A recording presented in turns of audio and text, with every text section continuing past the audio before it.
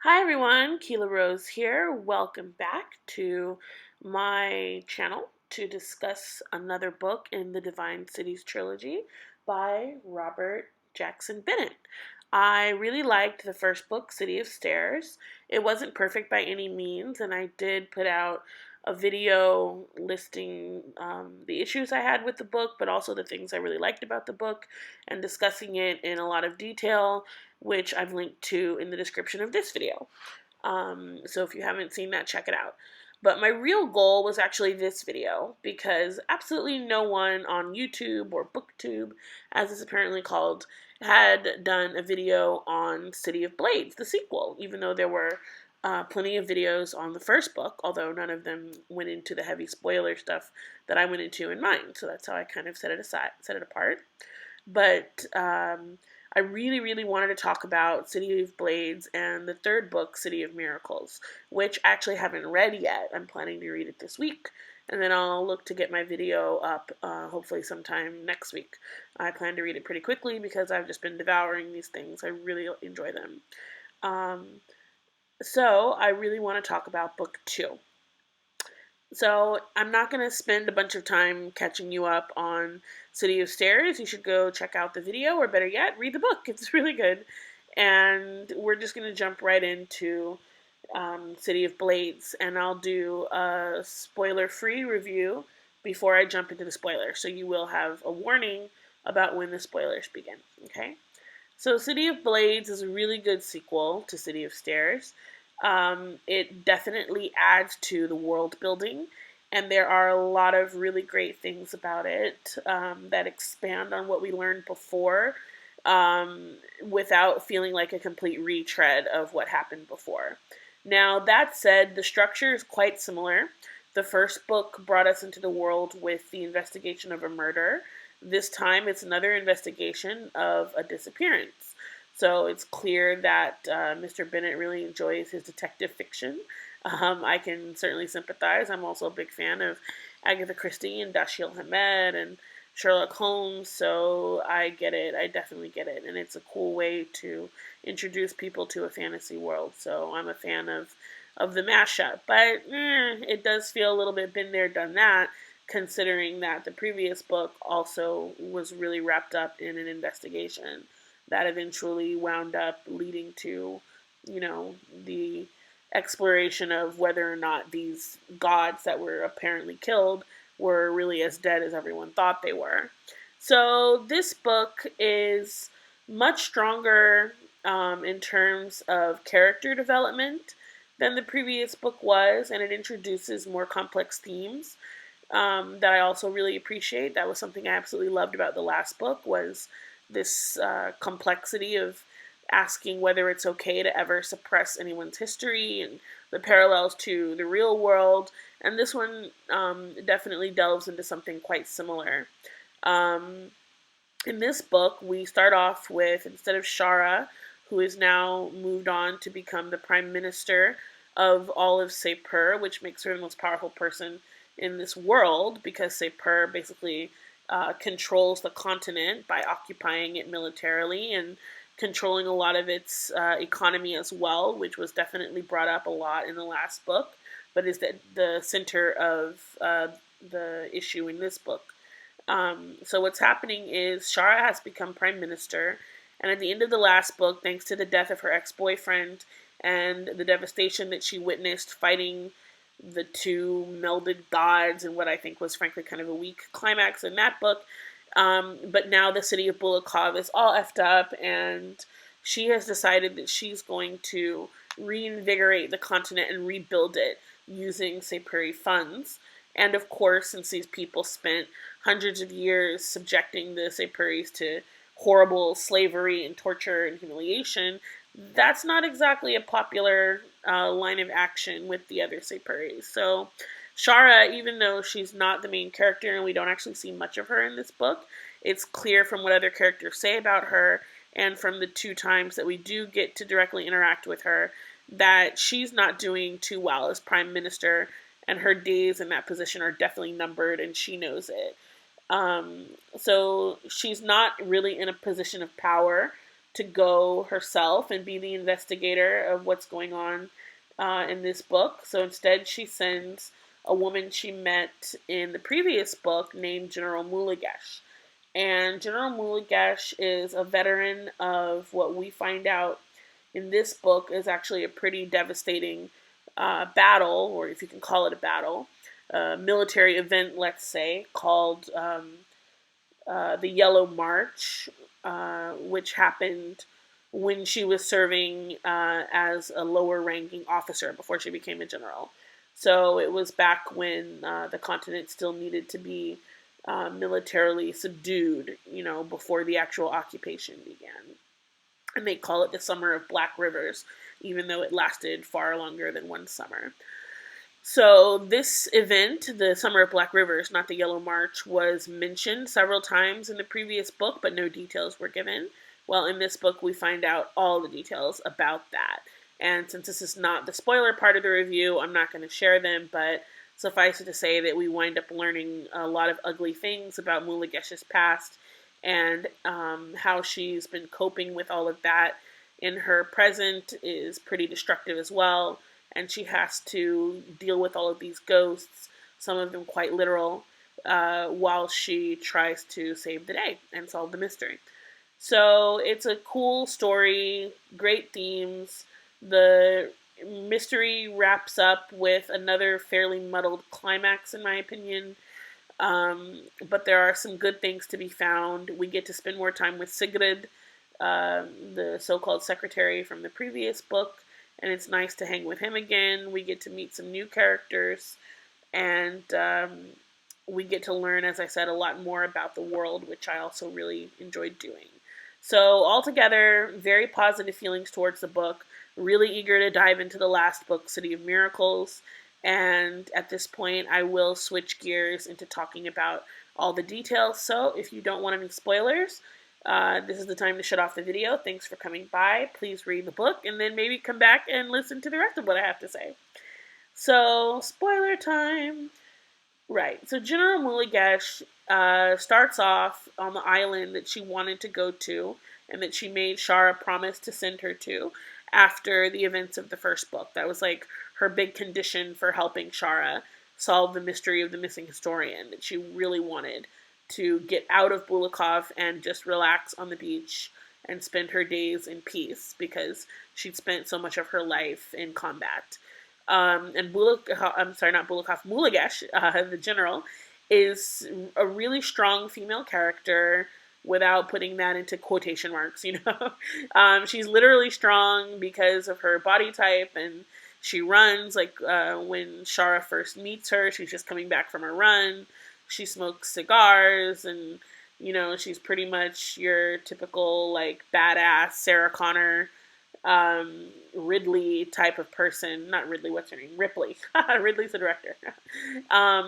So yeah, there are definitely shades of that in there, but I think Bennett does enough to make her different from those characters, to make her compelling as a protagonist. And once we delve into her head and start to see what she went through when she was younger, it is a teeny tiny bit two-dimensional because we don't learn a whole heck of a lot more about her than those things in the past that are influencing the present now. But it's still pretty good in my opinion, so I wasn't dissatisfied with that. So anyway, Mulagesh starts off on this island. One of the minor characters we met in the previous book comes to get her and brings her a note from Shara, telling her only 3 words to help convince her to give up her retirement and come investigate the disappearance of a ministry employee who was herself investigating something strange happening in the city of Vurtishtani, if I've got that correct, which I probably don't.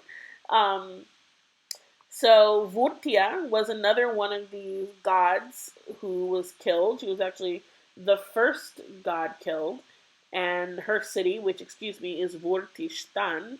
The Vurtishtanis are the people who live there. Her city was all about, combat and military glorification, and it turns out that she's not just the god of war, she was also and again, they don't refer to her as a goddess, even though she's technically female, that she's always just a god. So she's also the god of the sea, as we learn in this book, and the god of death, and maybe a couple other things as well.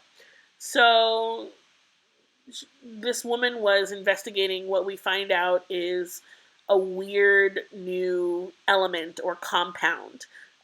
It's some kind of strange metallic substance that they find in powdered form, and when they mine it, the Sepuris have found that it conducts electricity in a way that no other substance in their world has ever done before.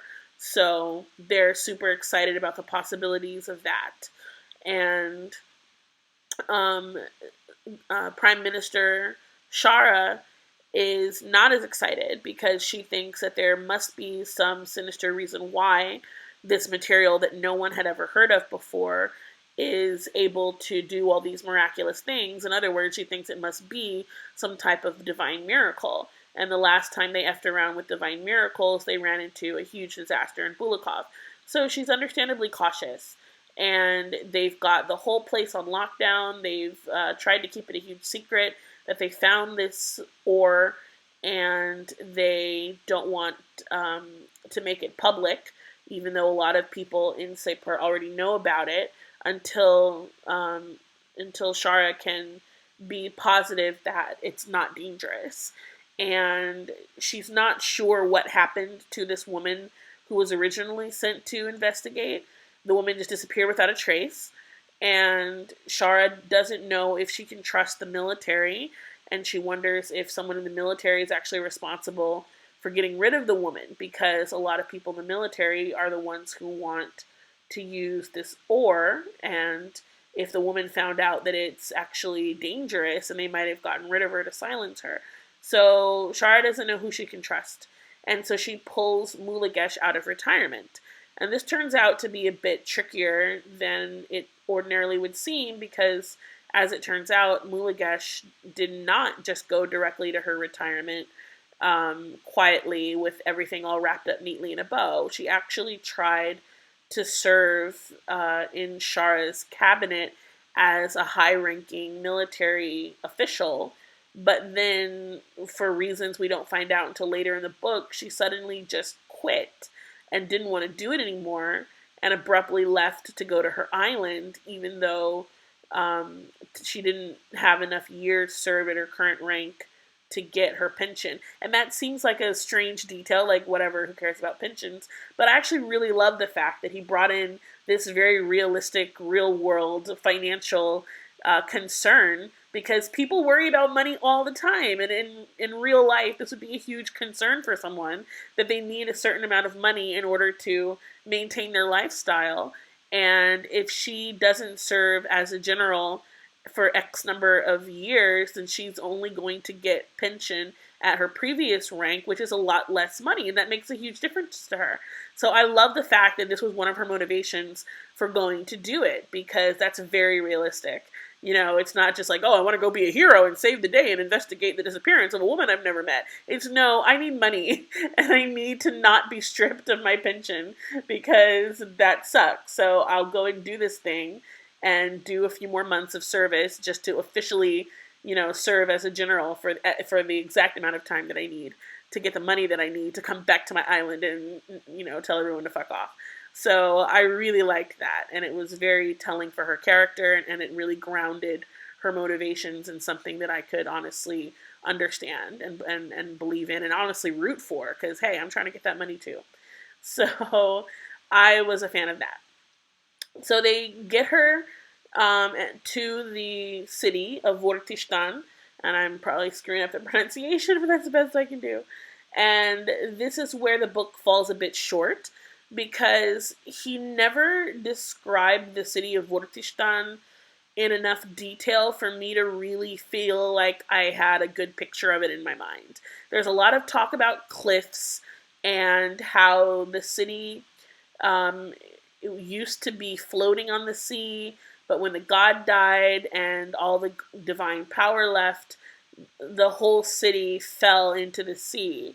And so what they're trying to do now is dredge the mouth of the river that leads to the sea so that they can use it as a harbor. Because right now there's so much old rubble from all these buildings that fell down into the sea that they cannot use it as a deep water harbor for cargo ships, which is essential to their commerce. So that's another like very realistic, real world thing that I like. Like, how do you solve this kind of basic engineering problem that was caused by the blink? So they decide to solve it by reaching out to the Draylings. And at the end of the last book, Shara sent her secretary slash bodyguard Sigrid back to his homeland with the Draylings to kind of take control of the chaos there, since he walked away from being a prince and leading them in a monarchy. They had been taken over by a bunch of pirates. So we don't get any backstory into exactly how he cleaned house, but knowing what we know about Sigrid, he's gonna do it by knocking as many heads together as possible, and by killing all these pirates, who he very laconically describes as pieces of shit. He's able to get the country back to democracy, which I suppose was the first time they'd done it. And again, it's still not clear whether the Draylings were ever slaves to the Continentals the way the Sepuris were. So that's kind of an annoying thing too. Like, 2 books in, and I still don't really get the history of these 3 nations vis-a-vis each other. So it's just a missing piece that, whatever, it doesn't matter that much. But I like to have all the little, I's dotted and T's crossed. So that's just me. So these Draylings are trying to build up their economy as well. So they outbid, or I should say underbid, everyone for the harbor contract. And it turns out that Sigurd's daughter is an engineering genius who is the one who came up with the plan of how to clear the harbor by building a series of cranes that can lift all this crap out of the water and get it clear for them. And then eventually they can actually build the harbor.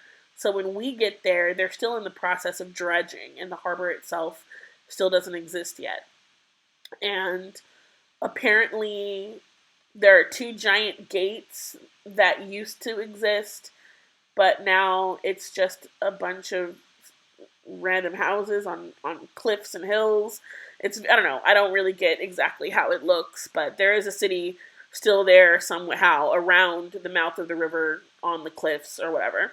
And the city is kind of divided between the people who are like perched on these rocks and cliffs and make their money somehow from the water. And then there are more people who are technically also Vurtistanis, and they live in the highlands, nowhere near the water, and they like farm.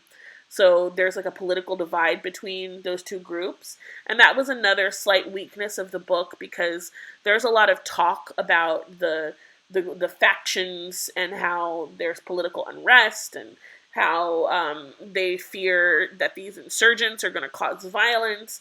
But we don't get more than talk. And then when the violence finally erupts towards the end of the book, it's like, oh, right, you've been mentioning this, and this is what that eventually looked like. I think it would have made more sense to have a conflict with the insurgents much earlier in the book to kind of just get us prepared for what they were capable of doing later on, and it would help justify what happens towards the end, which I'll get to. So anyway, another niggling thing is that once again there are no maps, so you don't know what any of this really looks like, and there are no timestamps because the main character is a military woman. We use a lot of military time and jargon, and we use a lot of years because each chapter begins with an excerpt from someone's journal or whatever to help us learn a few more details that way. But everything has a year on it, and I'm still very confused about the timeline, because Shara was descended from the Kaj, who invaded and killed the gods some 90 years ago, and she is his great granddaughter, and apparently Mulagash is only in her 50s, maybe even her 40s, and yet she was part of this war that happened shortly after the Kaj invaded. So the timeline is super muddled in my opinion, and it would be really cool if there were some exact years and dates added to the chapter titles along with the titles, just so we're clear on exactly when all of this is happening, and are able to relate it to when all these past events happen, because as it turns out in this book, those past events are quite important. Um, so that would have been really helpful. And when Mulagesh gets there, she meets Sigrid's daughter, who has a very really realistically estranged relationship from her father. You know, finding out that he was actually alive all those years, and instead of coming back home to her and her mom and her sister, or maybe even brother, I'm still not clear on what the gender of the second child is, because there was only a name given, which of course it's a fantasy book, who knows if it's male or female.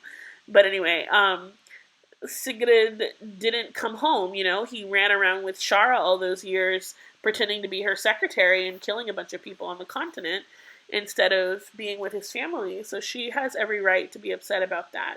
And she's quite blunt with Mulagesh when Mulagesh immediately pins her as Sigrid's daughter and asks about Sigrid. You know, the girl shuts that down right away. And her name is Signy, or something like that. And I hope I'm pronouncing it right. So Signy is our exposition fairy for this one. She explains everything that's going on with the harbor project, but it's clear that she's keeping some secrets that we'll have to find out about later. Then Mulagesh gets taken up to the fortress where the overseeing general from Sepur has his headquarters, and she's driven up there by a character who may or may not have actually been mentioned in the first book. I didn't bother to check, but Mulagesh says she remembers him from the first book, and he turns out to be important later on. That's the only reason I'm mentioning him. And so she meets her old commanding officer, General Biswal. So Biswal was higher ranked than her then, and he's still higher ranked than her now, even though they're both still generals. He's a higher ranking general. And she's not really there to report to him, but at the same time, he doesn't know that she's really there to investigate the disappearance of this ministry employee. And she's trying to find out everything she can from him while not giving away that she's actually working for Shara, the prime minister, because this guy Biswal doesn't really like Shara, the prime minister. And she also butts heads with his second in command, who basically thinks that Mulagesh is just a tourist. You know, she's on vacation. She's not, you know, a real soldier anymore. And gets mad at her for questioning their methods in Vurtistan. So Biswal and Mulagesh, as it turned out, were both part of the Summer of Black Rivers. And during this combat, Mulagesh was only 16, and Biswal was like not even a general. He was like a captain or something like that. And their original orders were not able to be followed, and they wound up getting cut off from the rest of their army, and they were stuck in the countryside with a pretty small regiment of soldiers. And I'm probably getting all the terms wrong because I'm not really a military history kind of person, and that kind of stuff kind of goes over my head. But basically, this group was stuck in the countryside. They were no longer being pursued by the Continental Army because the Continental Army had to fight other Sepuri soldiers instead. And they had no way of getting back to their main detachment of soldiers to get more orders, and their communications were cut off. So if they tried to go back, they would certainly be slaughtered by the Continental Army. And so they had to come up with something else to do.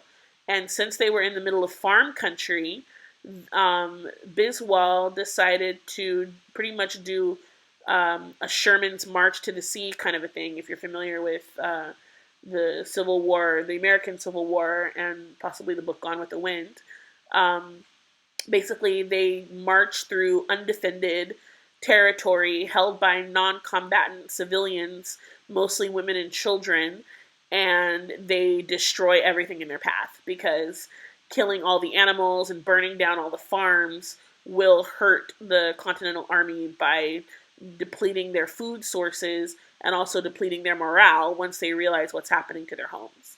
So The morality of this is pretty, I want to call it murky, but it's not murky. It's pretty bad. It's awful to go after women and children and non combatants, and Sherman's March to the Sea was definitely awful. But here's the thing. Again, I'm also a descendant of slaves, and these people were slave owners and subjugators and oppressors for so many years. And they killed so many innocent Sepuri children and Sepuri women and non-combatants. And my sympathy is just non-existent, to be honest with you. I didn't care. I was even kind of like, yeah, you get him kind of a thing, which, you can judge me for that. That's fine. But again, Team Sepuri all the way. So I really thought what they were doing was acceptable. It was ugly and it was brutal. But what I really like about this book is that even though I was willing to accept this ugly, brutal thing, the circumstances continue to challenge my beliefs and my willingness to accept that, because it turns out that Mulagesh not only participated in the killing of women and children, she killed children directly herself. She burned down their homes herself. When other Sepuri officers, or soldiers rather, finally said, you know what, we're not going to do this anymore. This is wrong. We're out of here. We're not going to participate. Biswal commanded her to kill the soldiers and to do it publicly so that all the other soldiers would see what would happen if they too decided to stop following orders and stop killing innocent women and children and burning down undefended farms.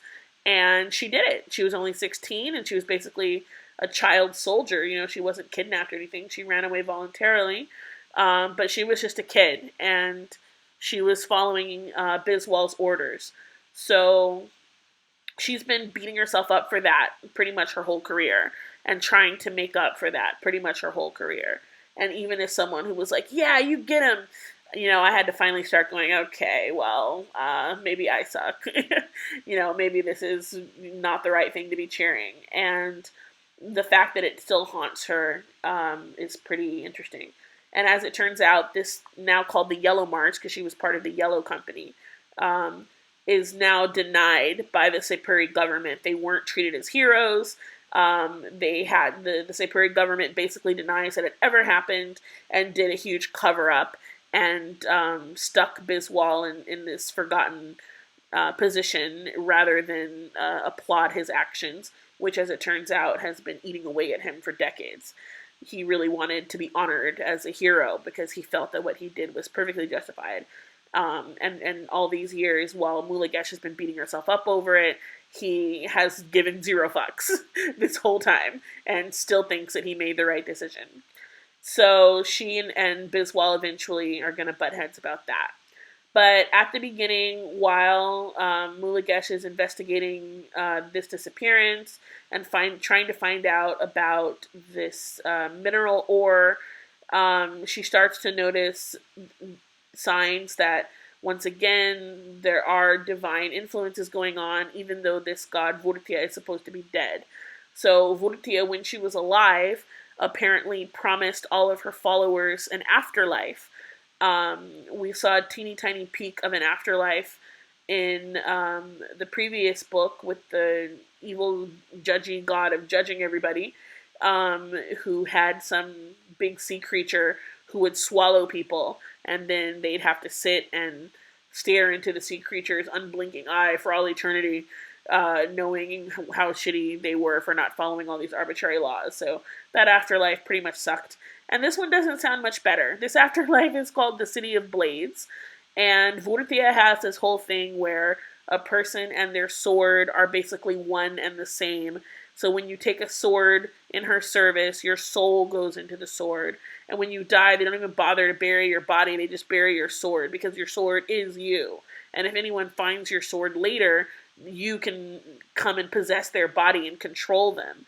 And Vurtia herself had a sword that was made by one of her most devoted servants, cutting off the hand of his own son and putting the hand around the naked blade and giving it to her so that the hand formed the hilt of the sword, which gross.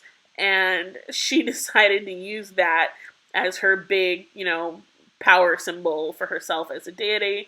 And she made a saint of the dude who did it.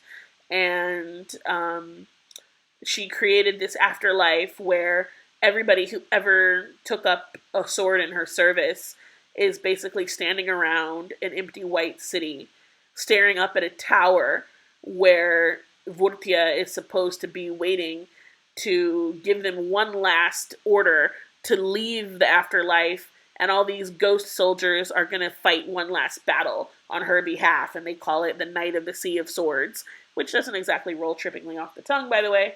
And that's basically their version of the apocalypse. So it's like their Ragnarok kind of a thing. So whatever. I mean, they clearly have their thing and they love doing it. And as Mulagesh goes through trying to investigate, it becomes obvious that the big plot here is to trigger this apocalypse, and someone is trying to make that happen. And once again, it was predictable.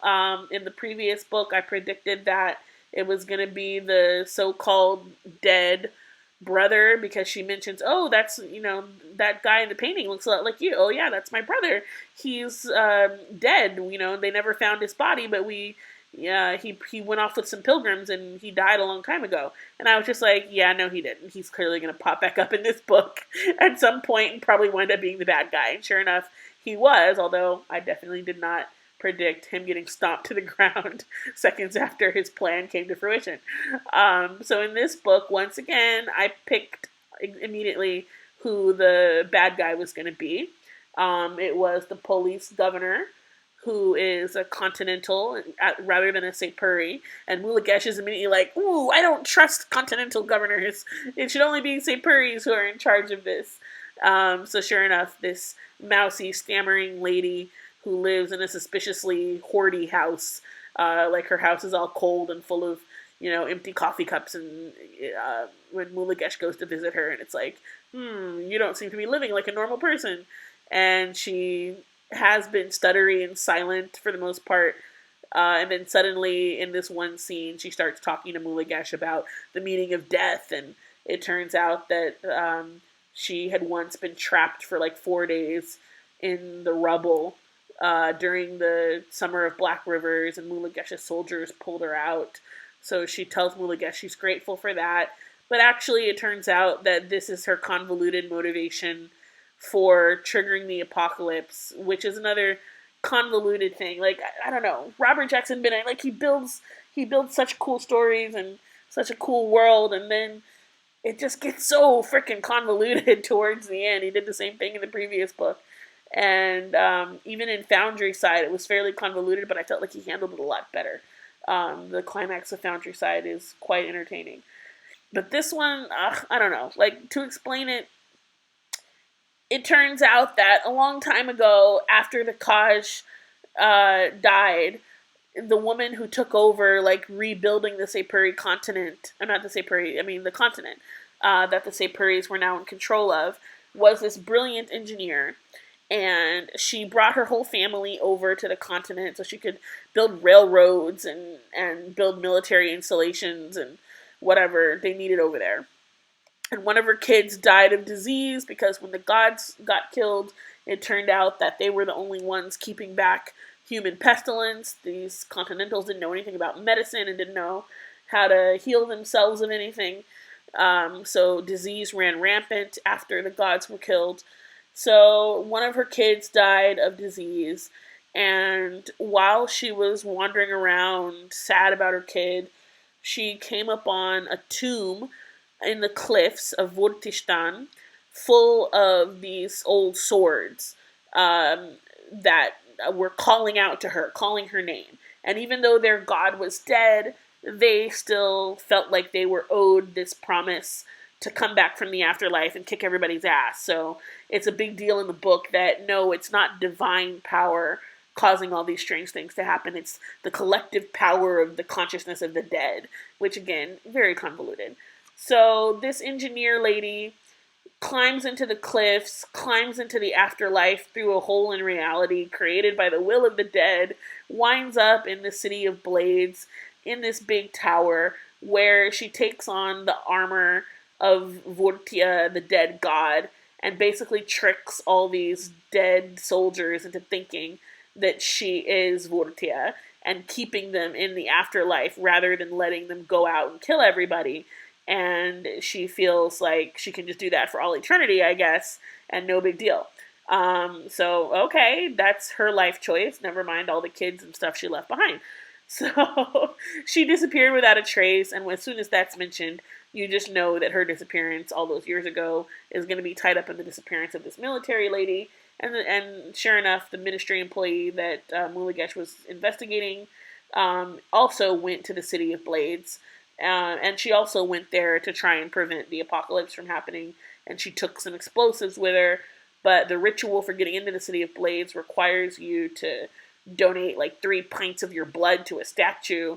So she was all dehydrated and shit when she got in there. And she died pretty quickly without actually succeeding in blowing the place up.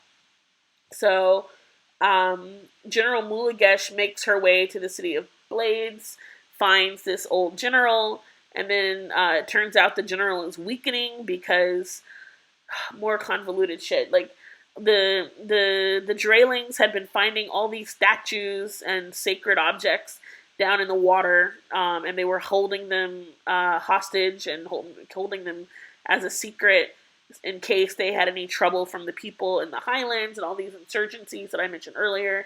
So their plan is to like ransom the statues back in exchange for the people not attacking them or something like that. And one of the statues is a sacrificial altar to Vortia, where if you fill it with blood and seawater, you can, but only the blood of a killer, then you can jump into the city of Blades and go talk to Vortia. But of course, since Vortia is dead, Mulagesh only winds up talking to this engineer lady who's been posing as Vortia for all these years, for all these dead soldiers who have pretty shitty vision, I guess, and didn't realize that their goddess was actually a Saipuri woman who doesn't look anything like the goddess. So somehow, through another hole in reality that was created when this special ore was discovered, because it turns out that the ore is actually made of the ground up swords. Like, I told you, it's convoluted. Like, all of these swords were destroyed somehow. And then when they get destroyed, the powder substance left over creates this ore with all this special power. And the reason it has power is because it's fueled by the collective consciousness of the dead. And blah, blah, blah, blah, blah, blah, blah, blah, blah. So this lady, the police general with the stutter, is apparently so bent out of shape that this afterlife that was promised to her people doesn't exist anymore. But then it doesn't even make sense. Like, why would she care about that? She's not from Vortistan. She was from Bulikov or something like that. So I don't know. The lady just didn't make any sense. And when Mulagesh confronted her, the confrontation didn't make any sense. Like, her motivations for doing this didn't make any sense. I mean, I knew it was going to be her, but I'm disappointed that Bennett didn't give her better motivations, because once again, we get a villain monologue, just like he did in the previous book. And once again, the villain winds up getting killed almost immediately because Biswal, the general who is so fond of killing civilians, comes down, and when Mulagesh tells him what was being planned, instead of trying to stop it, he kills the woman who was responsible, and then he blames her death on Mulagesh and is like, hey, you guys, Mulagesh assassinated this woman. We're going to take her into custody. And he does nothing to stop the apocalypse because he wants the apocalypse. It turns out that he wants another huge war because he wants a chance to finally get the glory from Saipur that he felt they denied him by not acknowledging what he thinks of as heroism in the Summer of Black Rivers and the Yellow March. So he's going to take all these soldiers and get them killed, basically, because there's no way they can win against millions of undead soldiers. And by the way, even prior to that, he had decided to retaliate against an attack by the insurgents in the highlands by doing the same thing that he did during the Yellow March. He takes his soldiers and they go into the highlands and they start killing civilians, women, children, burning down farms. And this doesn't get any screen time. Like, it happens off stage, and we find out a little bit of, like, we get one scene of it towards the end of it. But the character development just wasn't there for me. And the fact that this general just doesn't care about anything but killing everybody, like, he's very paper thin and one-dimensional. And it's like, okay, so, you know, he's just an amoral bad guy who wants to kill civilians for personal glory. I guess that's it. So yeah, screw me for supporting him earlier. Like, he's clearly a monster. So he winds up taking Mulagesh into custody, and Mulagesh only barely escapes in time to stop the apocalypse. And we get an Indiana Jones ripoff scene where once she gets freed from prison, she goes to confront him, and he's like, oh, remember back in the day, you were the best swordsman, and I always wanted to challenge you, so here, you take one of these swords, and I'll take one of these swords, and then she just shoots him. So, and I was like, yeah, this isn't, I knew she was going to shoot him. It was obvious when he started talking, this wasn't going to happen, so I guess it was meant to be funny, but it was kind of just like, okay, well, that was inevitable. And unfortunately, the way she gets out of prison is that Sigrid, who has come back to Vortistan to oversee his daughter's work and to like try to reconnect with her and to help Mulagesh with her investigation, winds up finding out that his daughter was killed.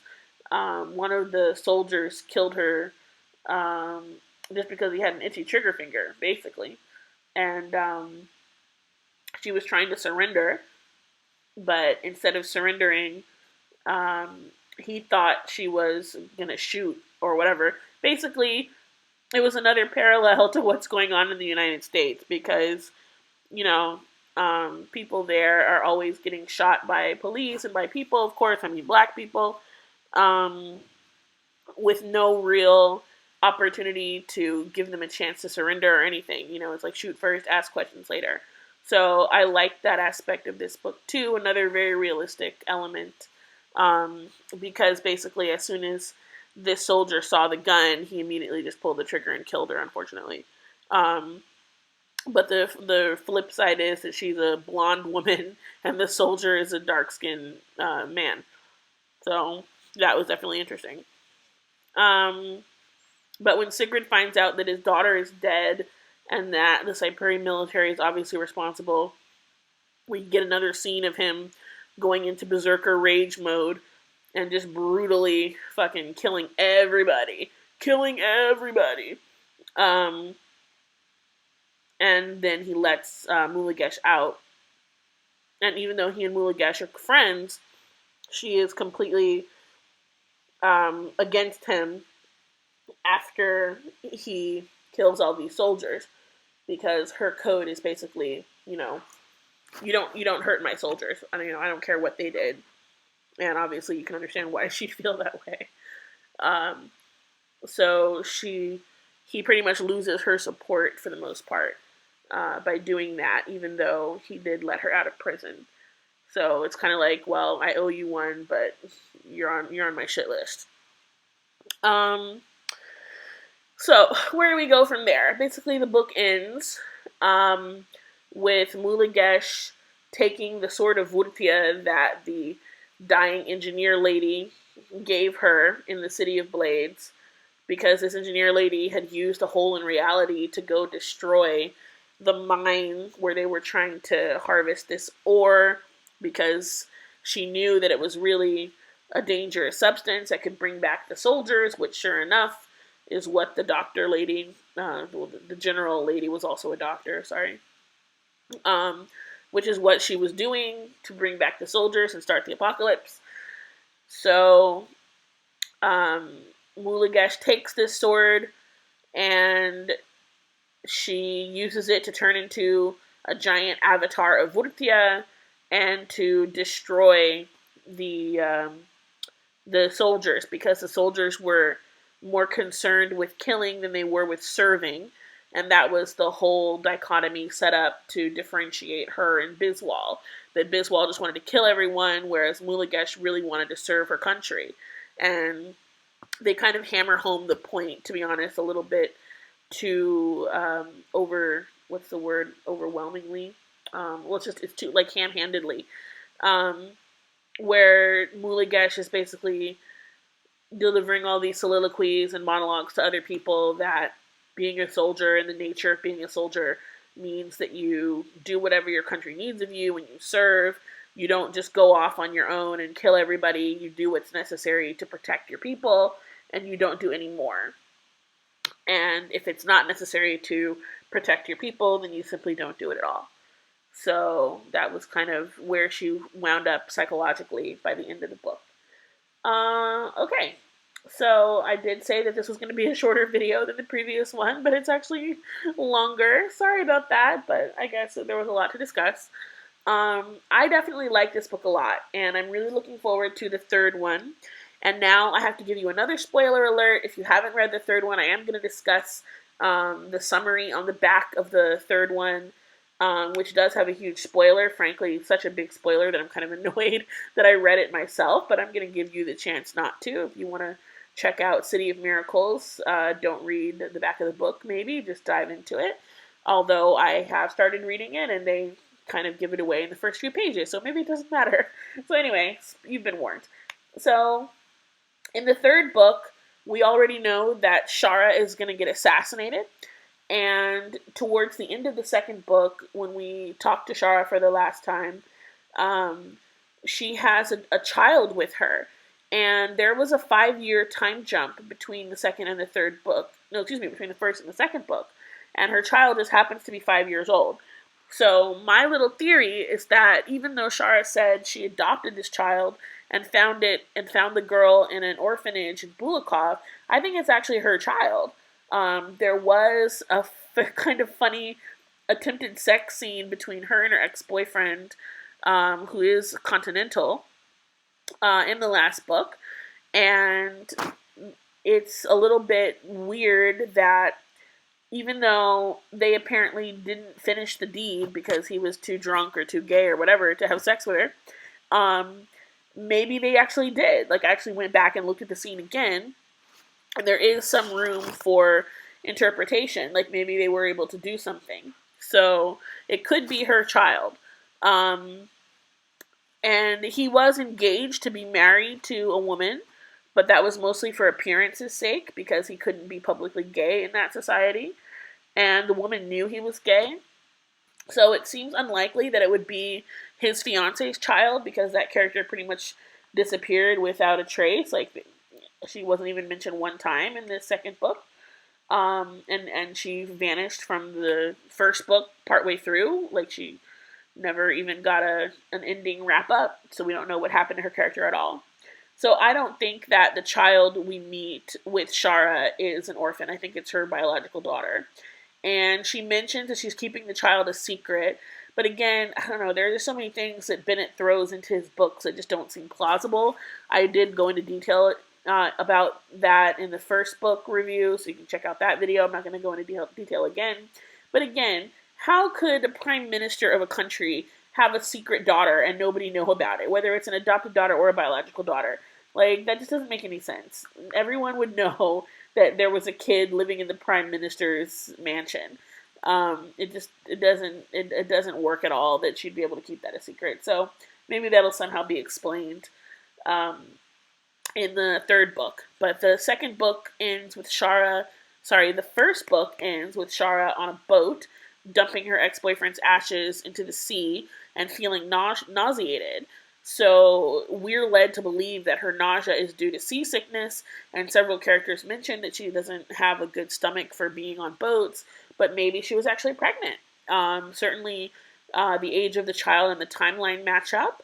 And if her child was half continental, and she's already got all these Seipuris who hate her because she seems too sympathetic to the continentals, then that would be a good reason for her to keep her child secret, especially if she was also worried about the child's safety. So her child is a descendant. If it in fact is her biological child, it would be a descendant of the gods, because we found out in the first book that the Kaj was himself a descendant of the gods, which is why he was able to make weapons that were capable of killing the gods. He was capable of making miracles himself. Shara is capable of making miracles that we see during the course of the first book. So if she has a daughter, then her daughter is also descended from the gods and may also have powers that we're only going to find out about in the third book. And maybe that's part of the reason why Shara is going to get assassinated, not because of her political policies, but because someone wants to get to her daughter. So that all sounds very intriguing, and I'm looking forward to reading more about that. Sigrid is the one who will take center stage in that book, presumably, because he is the one who's investigating her murder.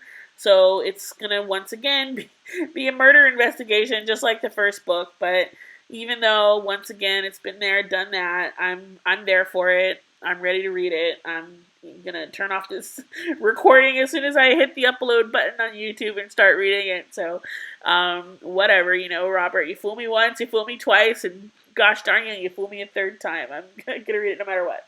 So, I hope you liked this video. Sorry it was so long, but thanks for sticking around, and I'm really eager to discuss the book because, like I said, there are no other videos about this on YouTube at all, and I don't know anybody else who likes these books, so please do leave your comments down below, and I'd love to respond to them, especially if you've already read City of Miracles and you have some other theories, because once I read the book, I'm going to be all down for discussing all the theories for this trilogy, and I will of course be uploading a final video once I finish City of Miracles, so stay tuned for that as well. Thanks everybody, my name's Keela Rose, see you in the pages.